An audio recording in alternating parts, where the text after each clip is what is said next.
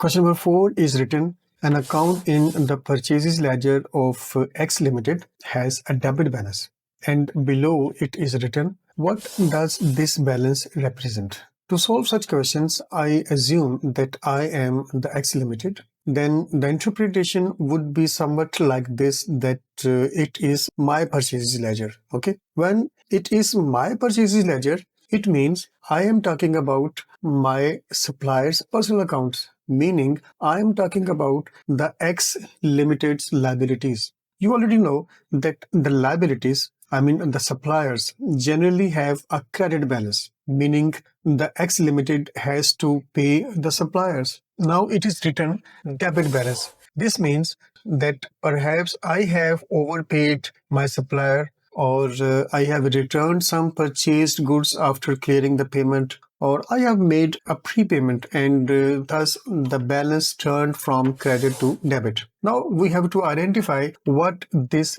debit balance means. Option A is written, an amount owed by X Limited. Since I myself am X Limited, the interpretation is an amount owed by me, meaning I have to pay. If this is the case, then this is a liability. And for a liability, the balance should have been credit, but it is a debit balance. So this option is incorrect. Option B is written, an amount paid to X Limited. This point is out of the discussion because a debit balance situation arises due to overpayment or prepayment, not just due to the payment. So this option is also incorrect. Option C is written, a prepayment made by X Limited.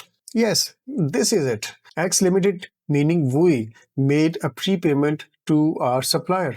And due to this, the balance of a supplier in our purchases ledger is showing as a debit. Therefore, this option is correct. Option D is written, total purchases made by X Limited. This option is completely incorrect because total purchases, the purchases from all of the suppliers, are not represented by only a single account balance. We know that question is asking about only a single account. See this, okay? So the correct option is option C. I hope that makes sense.